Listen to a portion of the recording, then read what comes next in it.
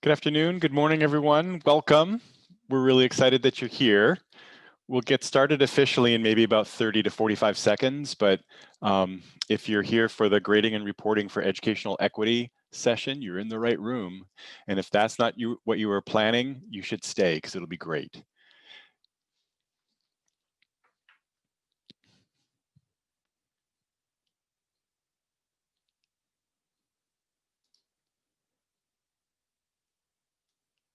And if you're just joining, you'll see that we have a link to our participant agenda that has a few links to some of the resources that we'll be sharing, including our slides. And so you might want to have that handy or at least bookmark that for later.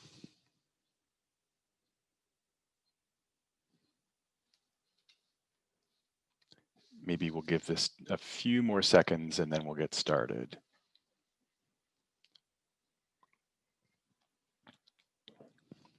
And please feel free to turn on your cameras. It's not necessary, but we'd love to be able to see you. And just remember to keep muted until towards the end, where we'll have an opportunity to engage in conversation.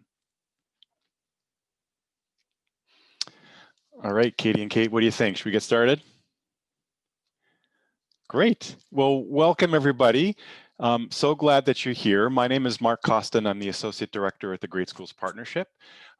This is the Aurora Institute session on grading and reporting for educational equity. And Kate, if you could go to the presenter slides, today's presenters. So I'm here and I'm joined by actually three incredible colleagues. Sarah Burkhart, who is a project associate and supports a lot of our work, is here, and one senior associate colleague, Kate Gardoki, who we'll hear from momentarily, and one of our directors of coaching, Katie Thompson. So we're really excited to be here today. We're hoping that by the end of this hour together, we'll have accomplished or met three particular outcomes. The first one is to reflect on current practices and experiences with respect to grading and reporting. The second is to deepen our understanding of the tenets that move a school toward more consistent and equitable grading practices. And finally, we're hoping that you leave today with at least one action step or commitment that will help you or motivate you towards implementing more equitable grading and reporting practices. In order to accomplish those objectives today, we're going to do our presentation in about 4 parts. We'll engage in some reflections that'll take just a few minutes at the beginning. We'll unpack what's in a grade. We'll spend the bulk of our time together walking you through and sharing the tenets of grading and reporting that our colleagues in our organization have been thoughtfully pulling together in a combination of looking at wisdom and great best practices as well as research. And then finally, we'll end with an opportunity to reflect upon, share, and state some commitments for next steps. Just a word or two about our organization. We're a nonprofit. We're based in Portland, Maine, but we support schools and organizations across the country to improve learning for all students.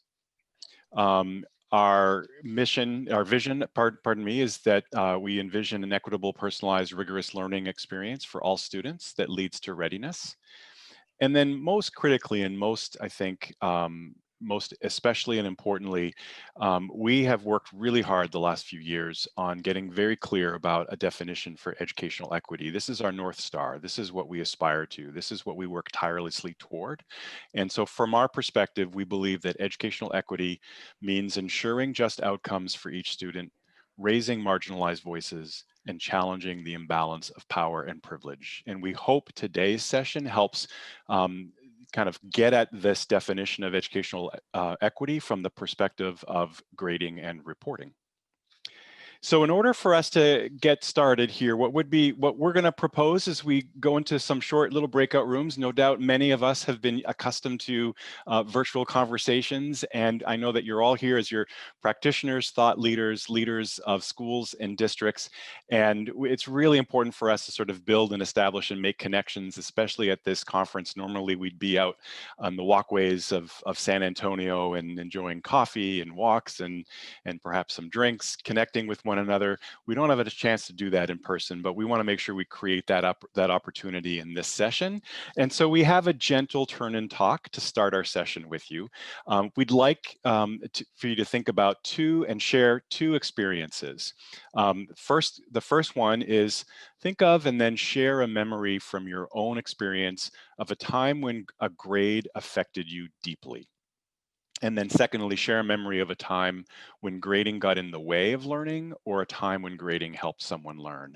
And I think what Sarah's going to do is break us into random groups of 3, and you'll be placed in a group. And then when you get to that group, just take a second to introduce yourself, what your name is, your role, organization, what part of the country you're from, and then just take an opportunity and share your responses to these two. We're not going to be too strict about the timing here, but it would be great to hear all of the voices in your triad.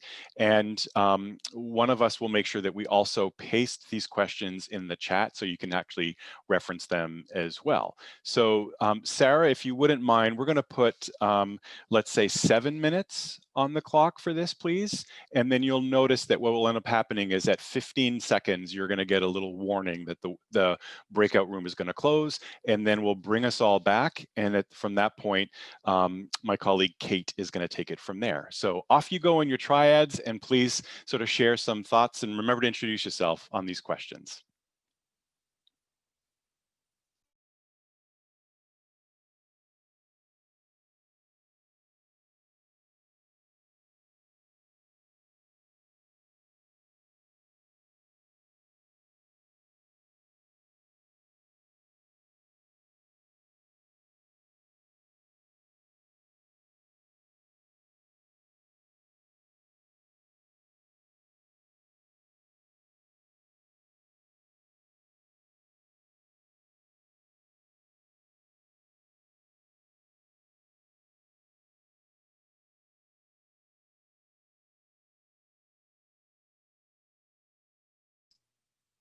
Hi, Stacy. Are you there?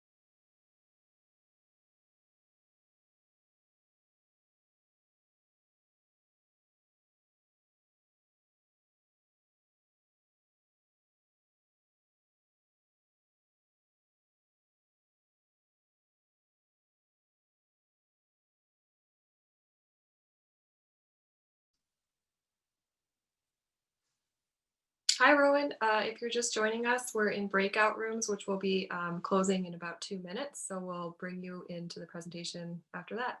Thank you.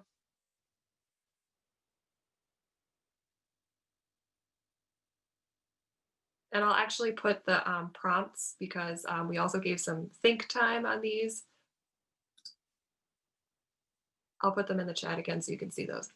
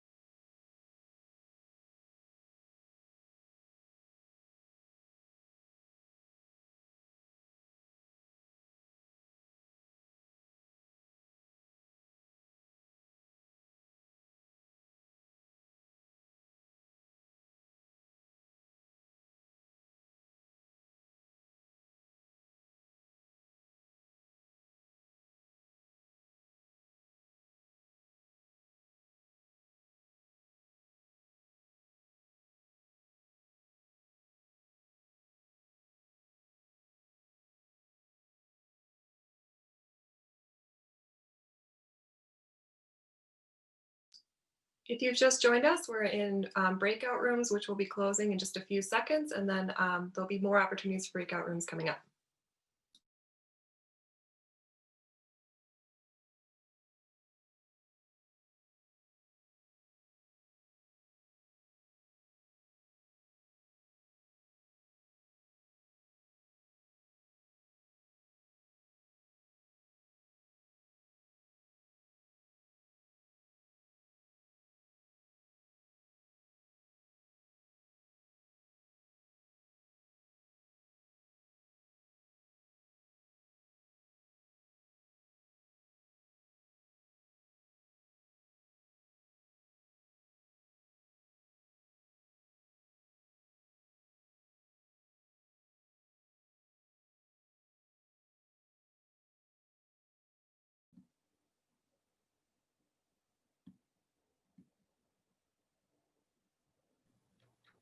All right.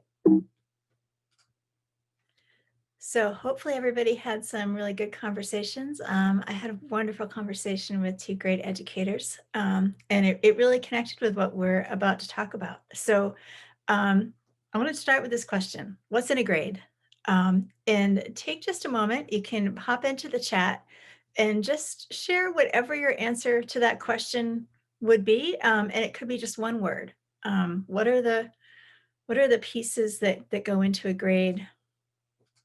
What do grades bring up for us? What do grades produce? And I'm just going to read some things that pop up. So I see depends on the educator, self-worth, the outcome of the process of measuring learning,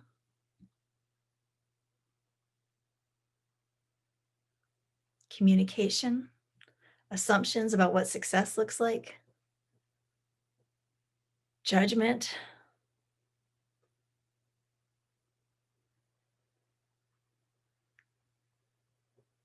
yeah, hopefully communicating actual learning. So the answer is there's a lot. There's a lot in those little codes that we call grades. And I saw a bunch of folks typing in the chat things that sort of cleave pretty closely to this definition here. So when we talk about grading, sort of like on the surface, the stated goal of grading, the primary purpose is to clearly, accurately, consistently, and fairly communicate what a student has learned and their level of achievement to a whole bunch of different audiences. First of all, we want to communicate to the student themselves, to their family, to post-secondary institutions, prospective employers, possibly the military. However, there's this whole level of meaning that goes along with grades, which resides somewhere under the surface. So although on the surface, grades are intended to communicate information about learning, at the same time as they're doing that, grading systems, one of the things that they accomplish is they create culture within a school. And this is going to be true even if nobody ever sat down and said, let's design our grading system intentionally with a view to what we want our culture to be like. So even if nobody ever sat down at all and said, let's design our grading system, let's say everybody in the school is figuring out grading for themselves, or they're just doing it the way they always experienced grading back when they were in high school or middle school or college. Even if everyone's doing it on their own, those grading systems are still going to create the culture in the school. They're very powerful. And like we saw in the chat, as people sort of thought about that question of what's in a grade, grades are powerful and they convey a lot of powerful messages to kids, like what does success look like? Are you a success? What's our judgment, or what is somebody's judgment of you?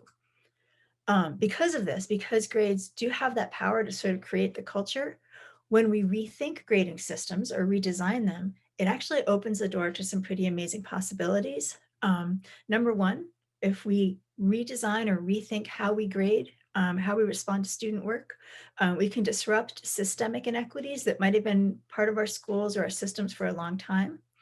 And we can really design those grading systems so they help us build a vibrant and supportive culture of learning, which means there's a lot of exciting potential. At the end, when we step back and say, all right, how are we doing this in our school and how might we do it differently? The thing we're driving at, the goal to improving grading systems, is we want to make grading fair. We want to make it truly informative so it helps kids know where they are in their learning. And we want to make it transparent so that students can really not focus on the grade, and instead they can focus on learning, creating, growing, making connections, and being kids and learning how to be vibrant and curious human beings. So we've come up with these 8 tenets of grading after a lot of thinking and a lot of research, and I'm going to turn this over to my colleague Katie, who is going to tell you more about them. Thanks, Kate. So as Kate said, we have these 8 tenets of grading and reporting for educational equity. They include communicating information about learning, designing clear grading and reporting guidelines, using common rubrics or scoring guides, providing low stakes practice and feedback, reporting on your habits of work separately, organizing your grade books consistently, and then those last 2 in light blue are reporting grades clearly and consistently and establishing a process for determining course or standards grades. And there's a reason we have those colored slightly different, and we're going to get to that in just a second. So as Kate said, our organization, individuals, including Kate and some of our other colleagues at Great Schools Partnership, have done some extensive research, digging into some experts in the field, Gusky, Brookhart, Hattie, and also investigating across the country different schools that are using competency or proficiency-based learning systems, and have kind of some good evidence of these tenets at play. So when we think about grading and reporting, we really like to distinguish the difference between a grading system and a reporting system. So when we think grading system, it's a system that a school has that guides how teachers assess and grade student work. So it's really that classroom level, how teachers are evaluating what students are producing. When we think about a reporting system, on the other hand, that's really the system the school develops for reporting to an external audience. So that can take the kind of form of a grade book, or maybe a report card or transcript. And this can also include the software that you might use to report your grades out. So back to our 8 tenets here, you'll notice the tenets that are in the navy blue, those really describe approaches to classroom practice. So when we think about grading and reporting from a teacher and student perspective, these are the things that teachers really believe about grading, what a grade means, how consistent grades are from classroom to classroom, and how those are communicated to the students and used to help students further their learning. The last two here that are in light blue really describe the technical aspects of grading, and we believe that those should only be addressed after shifts in classroom practice have been made. So it's so important for teachers, administrators, everyone that works in a school to really be clear on what their beliefs and practices are going to be around grading before you decide on a system that helps you report that way. We've worked with a number of schools where we've seen a decision is made about the program first, and in some cases you think it's going to be the silver bullet, and it's really not. Like, the thing that matters the most is really those first 6 tenets about classroom practice and how teachers are using grades in their classroom. So we're going to dig into some of these a little bit more. And as we review, we're just going to ask you to kind of do some self-reflection. Which of these tenets are strengths at your school or at schools that you're connected with? And which would be the most in need of further discussion and growth? At the end, we're kind of going to chunk this into 2 pieces. So we're going to give you 2 opportunities to do some turn-in talks. So just kind of be thinking and reflecting. You can jot down your own notes as we go if you'd like. So the first one we're going to talk a little bit about is that grades should communicate information about learning. They should really be information for students to help them know what they need to do next or where they are in their learning journey. They should never be used as rewards or punishments. And in my breakout group just a few minutes ago, one of the people that I was speaking with remembered a time when a teacher kind of held a grade over her, kind of like as power over somebody. And so that's one of those examples. We don't want to use a grade to force compliance. Like, we really want this to just be communicating information about where a student is at in their learning. We have an example here, and on our website, you'll notice if you go to our website, greatschoolspartnership.org, we have a number of schools that we highlight that are good examples of each of these tenets. So under communication about learning, communicating information about learning, we have Waukesha, Wisconsin School District, and they believe that multiple assessment opportunities lead to more accurate grades. So they give students many opportunities to assess on the same standards, and that there's many opportunities to practice so that those grades aren't counted towards students' course grades. They also separate out those habits of work from the academic grade. So if homework is later and complete, the grade doesn't get lowered. Another tenet that we work with schools on often, I'm gonna go back to that. Sorry guys, we're gonna scoot through these bullets. There we go. Is that schools and districts should develop common rubrics or scoring guides.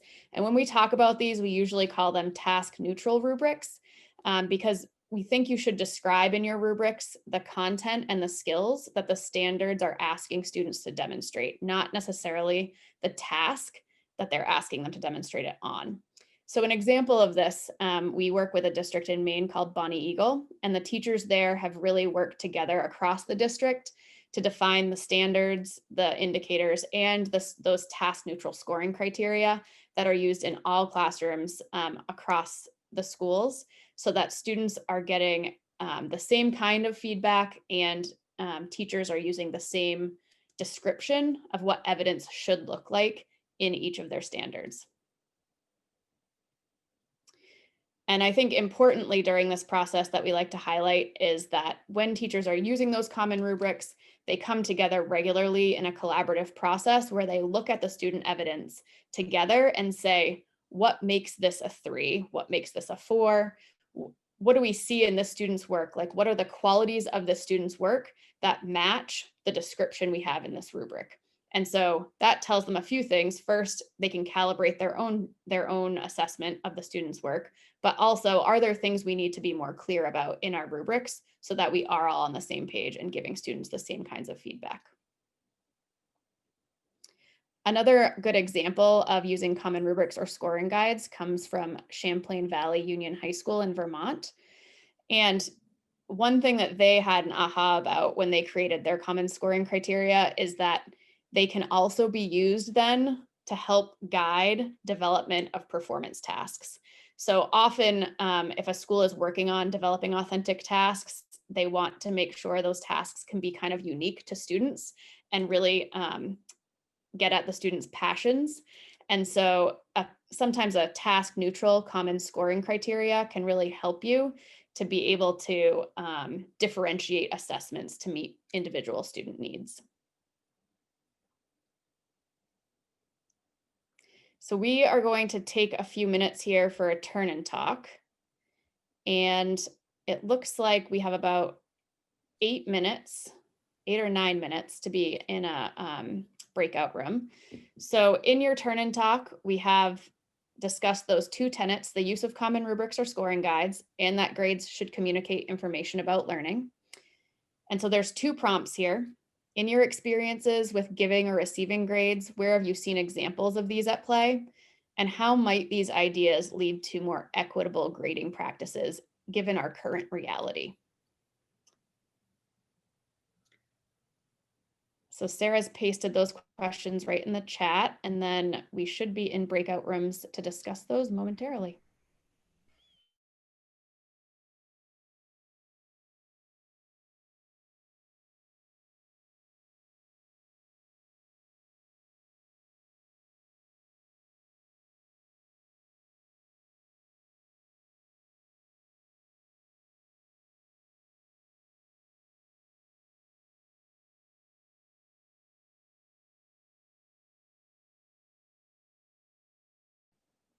Am I supposed to be in a breakout room, Sarah? Because nobody else was in there. But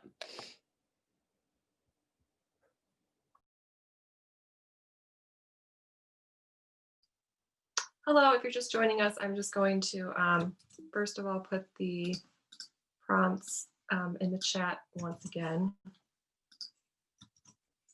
And then for anyone who's sort of hanging out here,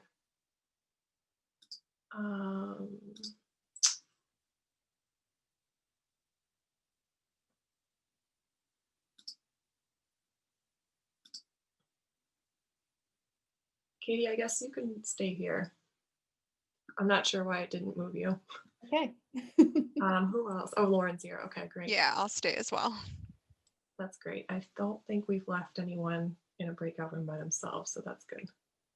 I think I had somebody in my breakout room and they got kicked off or something. It looked like they logged off. So. Oh, okay.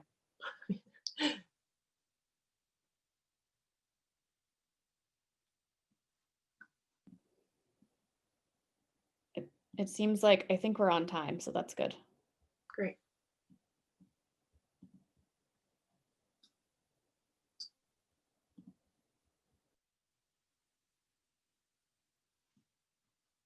I'll be back in just a moment.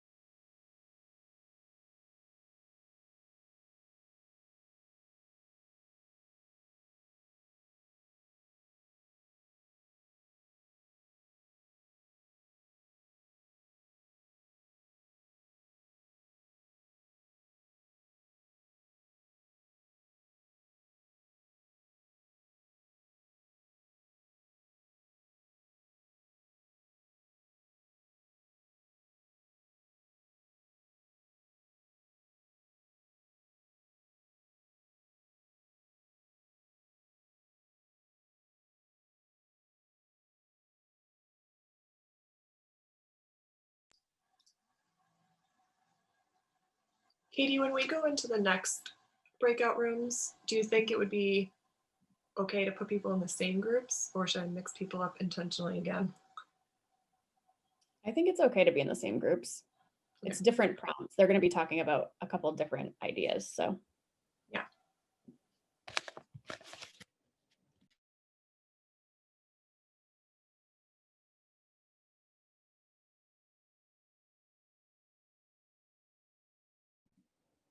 how long do they have in there right now?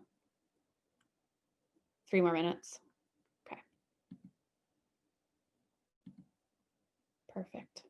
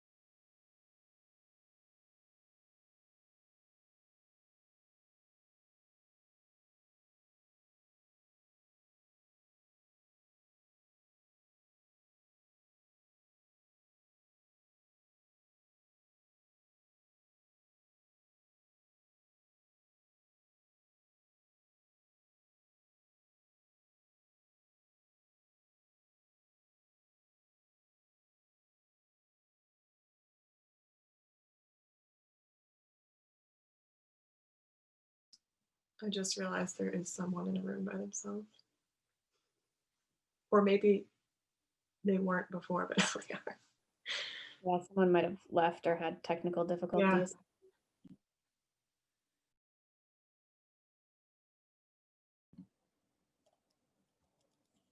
You can, should you bring them back? I don't know. Maybe they want to be in there. I don't think I can't bring people back to the main session. They can choose to come back if they want. Okay.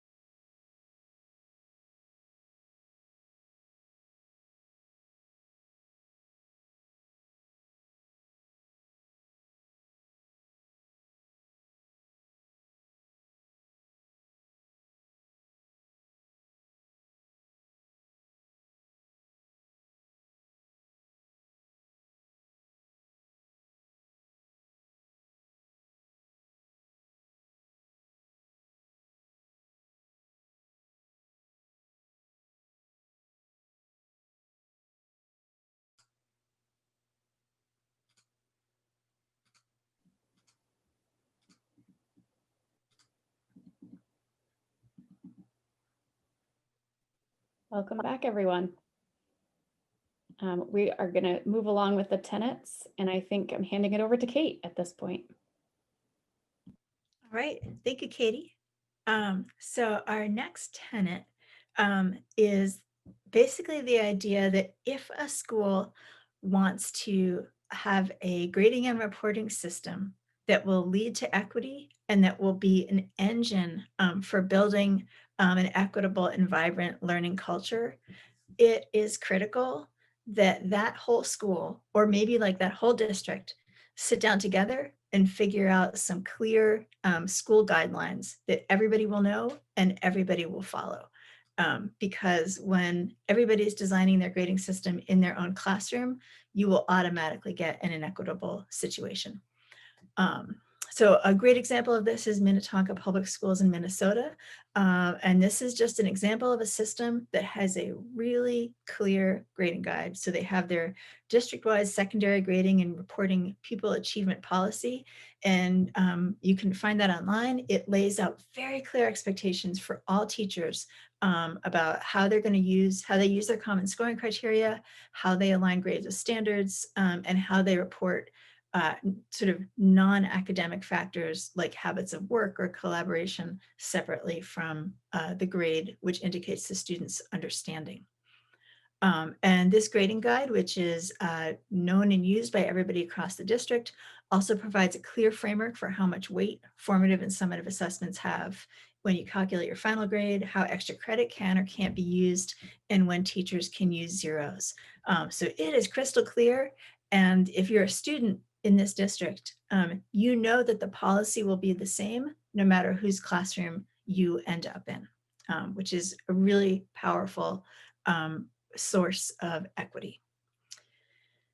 Another piece that's really important for schools in terms of creating equitable situations is to establish a clear process for determining grades.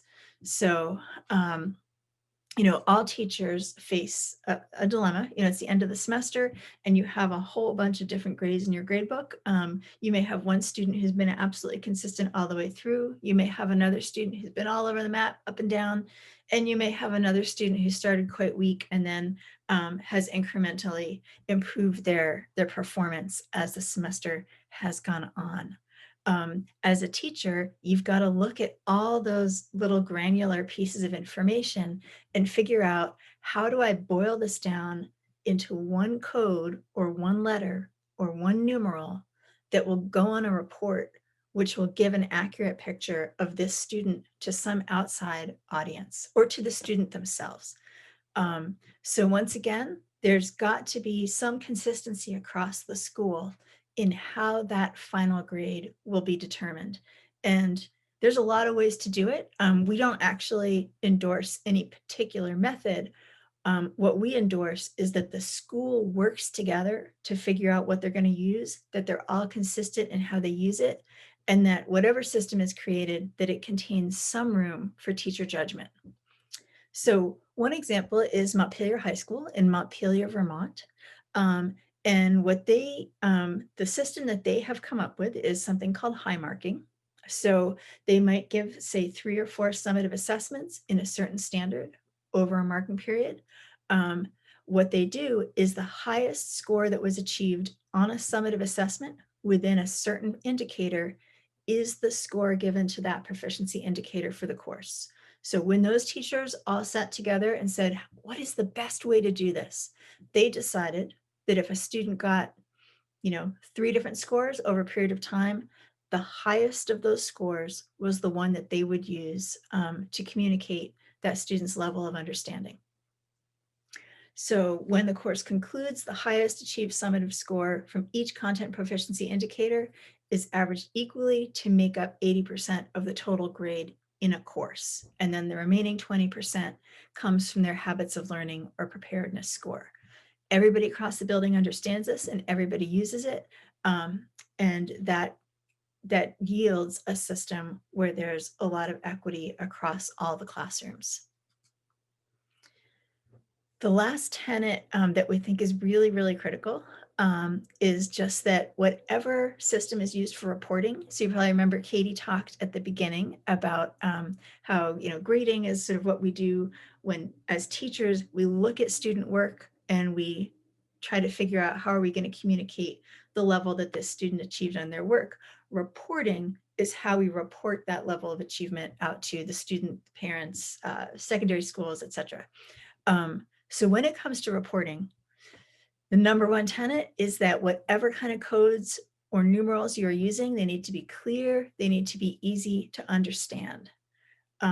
They need to be aligned with the common scoring guide, so they're used the same way by all teachers. And once again, we want the whole school to work together or the whole district to work together to figure this out collaboratively.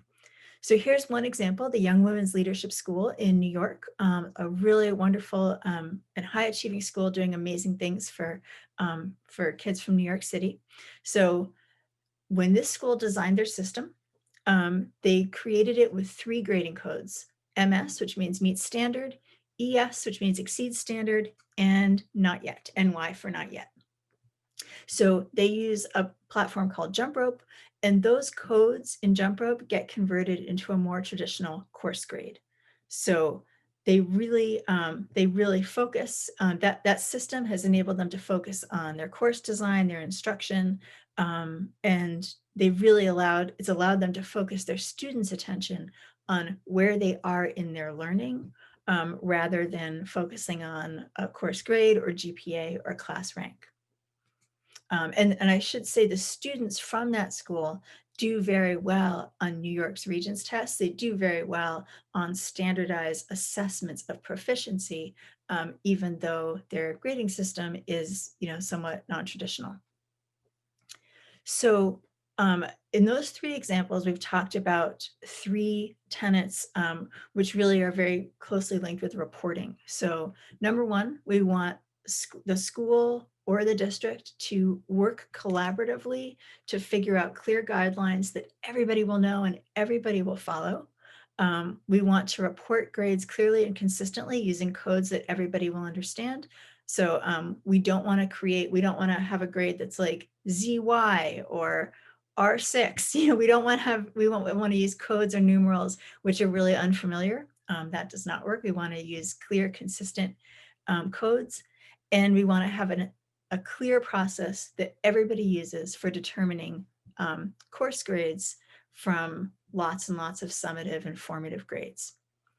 So those are 3 sort of central tenets. And once again, we want to give you just a few minutes here to turn and talk. And I'm just going to quickly look at the chat and make sure there's no questions that I should. Okay, no, our prompts are in the chat, which is great. So when you go to your breakout rooms, you'll be able to see them. So prompt number 1 is, how close is your school or district to having clear, consistent technical guidelines for grading? And if you're not there yet, what do you see as the barriers that might make this difficult to achieve? And what do you see as possible strategies that might help your school or district be able to get there, to have those really rich conversations about how the school or the district as a whole should tackle these areas. So once again, Sarah's going to be putting us into breakout rooms, and we'll have a few minutes to talk.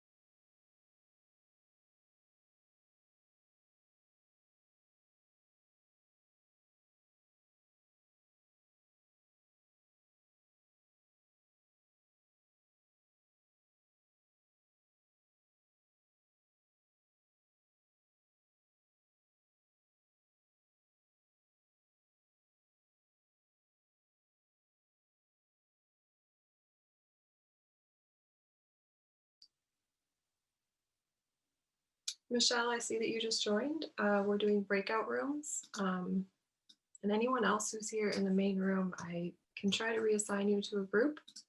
If not, I'm just going to post the questions in the chat again, and you can have your discussion here. Okay, thank you.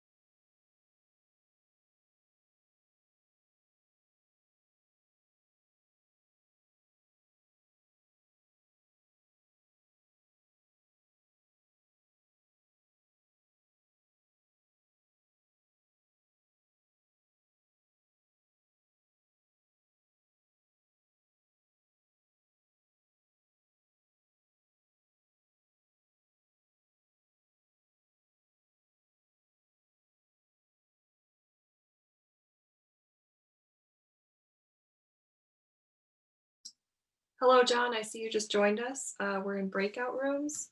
I'm pasting the prompts in the chat. And I'll go ahead and move you into a breakout room. You can choose to join.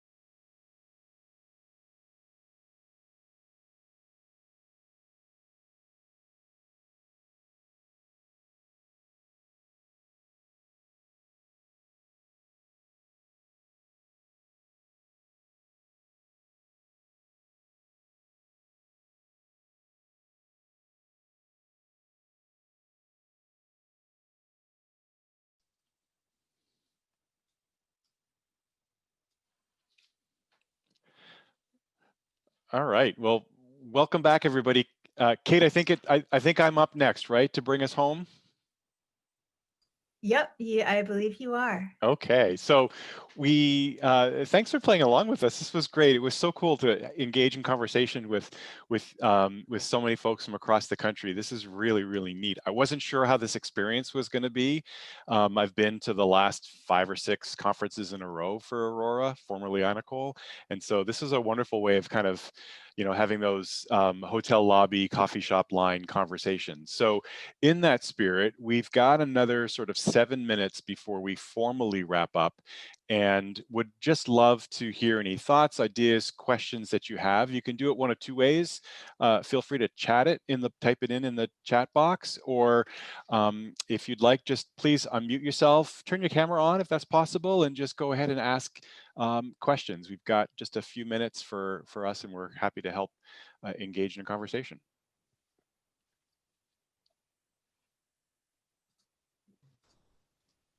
It looks like we've probably got like 12.5 or so folks who are remaining. So please feel free to go ahead. Shannon, are you going to ask something? Sure, I'll jump in. I work with a small independent school in Wyoming. They've been making this transition for a while, and the high school, which does the IB diploma program in grades 11 and 12, have been really wrestling with how to make this transition, and are still really holding on to grade point average, and how do we communicate learning to colleges. And we are we're connected with Mastery Transcript Consortium, but just any advice for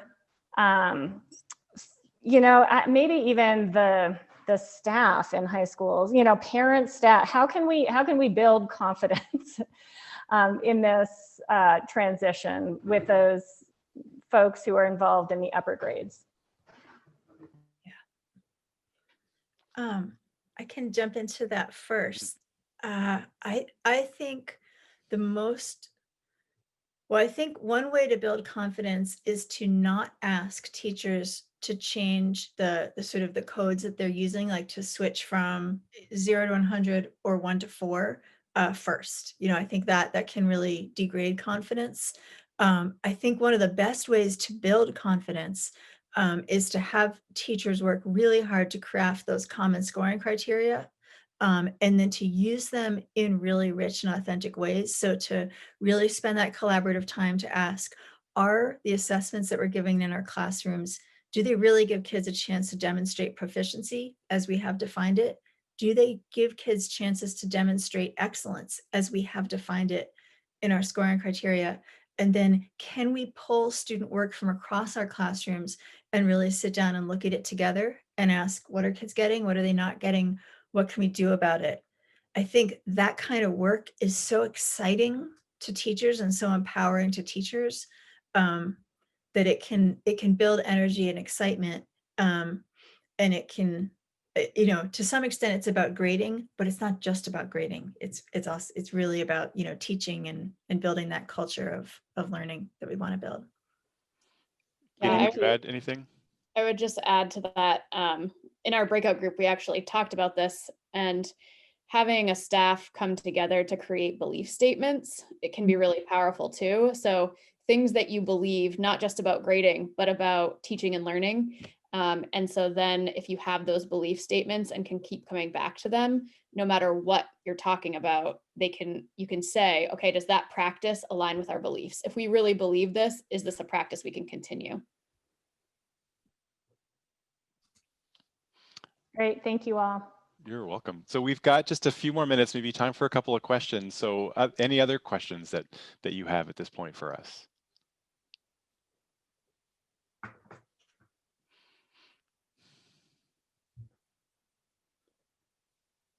And Mark, while we're waiting, I just wanted to point out to folks, Sarah has added again in the chat the link for the participant agenda.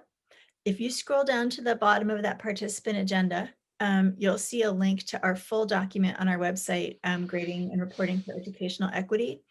And if you go to that, you'll see that, when we built out these tenets, we spent like years looking at lots of different schools, and looking at lots of research. And many of those schools were very generous in sharing like their grading guides or their, sample report cards, like just a whole bunch of different actual artifacts from schools, examples of their policies. And so if you go to that link, you can get a sort of much more richer and more detailed view of what these tenets actually look like in action in a bunch of different places and in a bunch of different ways. This might be a good opportunity to sort of state that all of the resources that you come across on our website carry a Creative Commons license. So please feel free to use those in any way, shape, or form that you would like. Modify them, adopt them, adapt them, share them to your heart's content. So long as, at some point you provide an indication of attribution and don't sell them. We don't sell them. Please don't sell them. Time for maybe a quick question if anyone else has one.